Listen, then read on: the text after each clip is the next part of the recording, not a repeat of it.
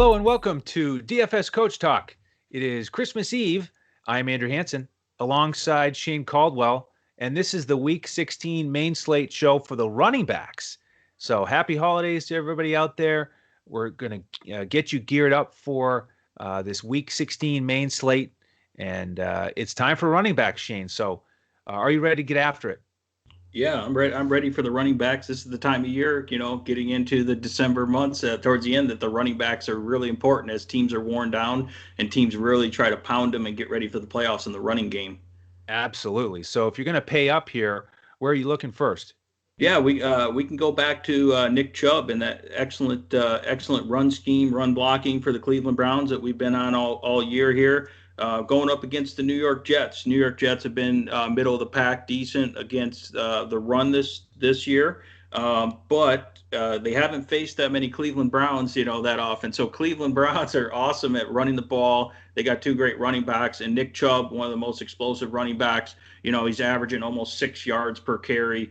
And they have great run blocking, great scheme there. And it doesn't hurt that the Jets' star defensive tackle, Quinnen Williams, is out. He's on IR, so he's going to be out this week. So that's good news. The Browns' offensive line is also kind of banged up, but I think overall they're going to be really solid against this. Without Quinnen Williams anchoring that middle, the Jets are going to be more vulnerable here, and they're pretty weak at linebacker too. So he'll get to the second level and definitely eat in this game. It's a great game script too. When the Cleveland Browns are favored by this much, they're a 29 implied total and 10-point favorites on the road on a 48 over/under. So when you're talking about that type of game script in the winter months outdoors, this is a Nick Chubb type of game. Baker Mayfield's looked good. That just means they're gonna be able to move the ball more to get into that goal line situation, so Nick Chubb can just get more touchdowns. That's the way I look at it. so I think Nick Chubb is a guy you can pay up for here. He is very expensive this week, but I think he is the number one target, and he's worth paying up for. And actually, what's shaping up to be a pretty good matchup and a great running game and a great game environment, game script for him. I mean, most games are good situations for Chubb. The guy is just amazing. Right around 6 yards a carry all season. Man, he is impressive. Yeah. How about this guy who's been, talk about impressive, David Montgomery for the last 4 weeks? He's been over 27 DraftKings points every single week. Yeah. And now he gets Jacksonville. They're 30th against the run this season. So the only problems here are that he's finally priced up. He's 7,700 on DraftKings. And we talked about it on the quarterback show and the wide receiver tight end podcast. So make sure you check those out if you haven't already. But, it's the situation where the Bears can probably do whatever they want. It's a dealer's choice. So if they end up getting some touchdowns through the air and Trubisky finally has his ceiling game, then maybe Montgomery doesn't have a ceiling game. That could easily happen. So it's a bit of a risk, I think. But on paper, awesome matchup, and he's been crushing it lately. Yeah, absolutely. No, he's been really impressive, and it seems like their offensive line has been blocking a lot better and really allowing his space to get through those holes and explode through the hole there. And he's been running with power and speed consistently. So definitely good situation here. So I'm going to go to more of a GPP contrarian play. This is a guy who's been really good of late. He's in a great running offense, but he's in a brutal matchup this week, and that's going to be Jonathan Taylor. The Indianapolis Colts do need to win this game as well, to make sure that they stay in the playoff hunt here. So they still have a chance, I think, to win their division as well. So, but they definitely obviously need to win this game. They're going against Pittsburgh, really tough matchup, but the Colts are really good at run blocking. Their offensive line's finally gelling and opening up holes, and the Pittsburgh defense is trending down. Even though on paper they look like the absolute most brutal matchup, Pittsburgh has lost some key players, including 2 of their starting middle linebackers. They're down to third string middle linebacker. So they're weak at the linebacker position. They're weak on the edges after they lost their starter there on the edge. So that means this offensive line for Indianapolis is going to be able to open up some holes and let Jonathan Taylor get into the second level here. So I like Jonathan Taylor this week. As a contrarian GPP play. And the reason why is the way this is shaping up. some of these running backs we're talking about are going to be super high owned and very chalky. And if you're trying to actually set yourself apart, you have to consider ownership. I mean, obviously, there's a reason why guys like David Montgomery are super high owned, but you got to consider ownership. And then let's say Jonathan Taylor has a surprise game. As we know right now, there can be surprises against the Pittsburgh Steelers. After going undefeated, they've been disappointing. So it's not like this would be the shock if Giovanni Bernard had a decent game against them. And let me tell you, the Cincinnati offensive line is really bad, one of the worst compared to Indianapolis offensive line. So that's what I'm looking at here. If you just look at the matchups, yeah, Pittsburgh's been good. But I think because of the situation with the way these teams are trending and what they want to do, I don't think you want to drop back Phillip Rivers in the passing game against Pittsburgh. They still have a decent pass rush. So I think the way you beat them is run the ball, and I think they will grind it out, and Jonathan Taylor can get over 20 carries and actually get there in this matchup here. And you're going to get him at lower ownership because, like most people, they're going to be scared of that matchup against the second best run defense in the league here. So it's Jonathan Taylor week again. I know you think I'm crazy for this. Jonathan Taylor week. It always is. House. Yeah, especially now it is. Yeah, now that he's actually getting the workload.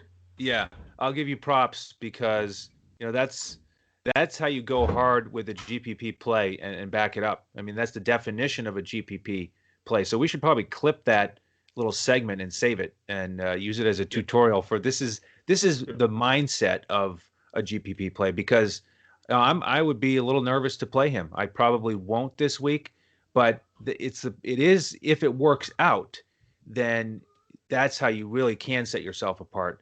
Because if the other guys don't smash, like we just talked about, if Montgomery doesn't have another 27-point fantasy day and he's got 30% ownership and you get Taylor at 6% and he goes off, you're in a good spot. So a couple things have to go right, but certainly possible with the talent that he has and the offensive line, like you said. So next guy for me in this upper tier is Austin Eckler. 7,600 on DraftKings. I like that price for a guy who catches so many balls. And he was a little bit banged up against Las Vegas last week. So assuming he's healthy and ready to go, he's got Denver, and they're 28th against running backs in terms of rushing yardage allowed. We've talked about their pass defense being weak here in terms of injuries as well. So I like Eckler in one of these situations where he'll get it in his hands 20 times and he will have a terrific fantasy day. Yeah, Denver's been weak against the run lately too, and plus he can get him in the pass game, so that's a good situation if Eckler's healthy for sure. Let's go over to Dallas and look at the visiting team there, the Philadelphia Eagles, who I'm high on again. I was high on them earlier in the year. Then I realized they were really bad. Now all of a sudden Jalen Hurts transformed that offense, and I like Miles Sanders this week.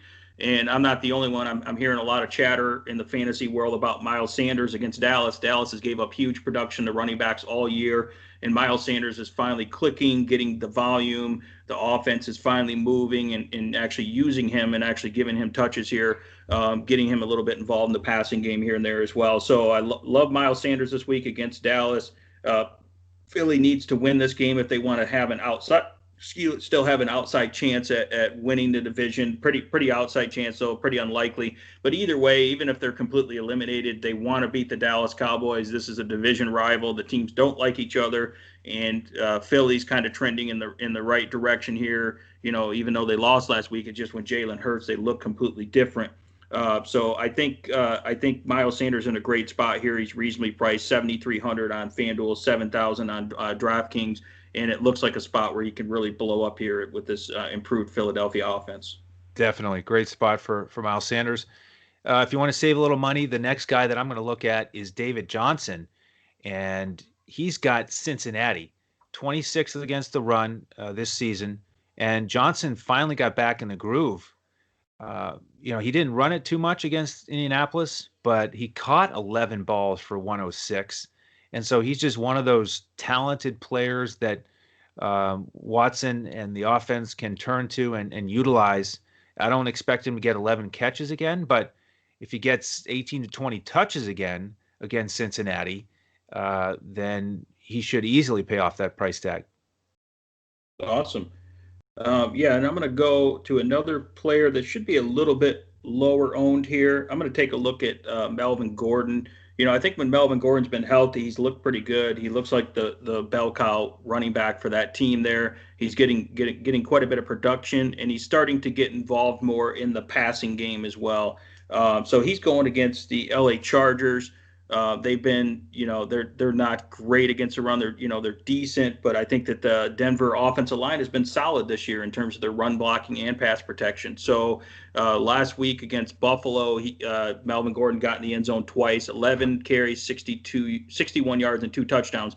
But I like how the last couple of weeks he had 3 targets 2 weeks ago and then 4 targets and caught all the passes. So he's starting to get involved in the passing game as well. Yeah, and he looks explosive. The offensive line, looks good. They got to try to move the ball somehow. I mean, I think this Denver LA Chargers game could be a sneaky shootout. It's a 49 over under. In Denver's, on the road, they are 3-point underdogs. But Melvin Gordon looks like a good play to me if you want someone's a little cheaper. He's 6,400 on FanDuel, 5,600 on DraftKings, and I think you'll get him at pretty low ownership, and he has pretty decent upside in this matchup. All right, last guy for me, Shane. Under 5K, you could get Gio Bernard, and he's in that other side of the matchup I just talked about against Houston, and they're bad against the run too. 31st on the season in rushing yards allowed. He had 26 touches last week against Pittsburgh, and he didn't do great in terms of yards per carry, but he was the focal point of the offense, got in the end zone twice, and if he can get in the end zone twice against Pittsburgh, then he certainly can against Houston. So Giovanni Bernard gives you a chance to get a running back under 5,000 and pay up for some of these higher priced guys at the other positions that we've been talking about. Awesome. Excellent. So in terms of those other positions, if you haven't seen those podcasts or heard them, make sure to check out the quarterback show and then the wide receiver tight end show, because what we're going to do here for the next couple of days is build a lineup for you, for our members, so that you can enjoy the holidays and take it easy and not worry about the research and grinding. We're going to do that for you. So if you're not a member already, we'd love to have you. There's 2 ways to jump in and get our lineups. Just go to our website, dfscoachtalk.com, if you want the DFS membership. If you want to add the sports betting option with $149 of free value, then take advantage of the offer from betus.com.pa. Use that promo code CoachTalk. All the details right there on the bottom of the screen here on the YouTube podcasts. If you have any questions, you can find us on Twitter at DFS Coach Talk. You can find Shane at DET Sports Shane. I am at Language Olympic. The coach is at JOESARVADI. So that's the crew. We really appreciate your support here. And we hope that everybody has a great holiday weekend. So thank you for tuning in. On behalf of Shane Caldwell and the rest of the DFS Coach Talk team, I am Andrew Hansen, and we'll see you next time as we look to crush it in DFS.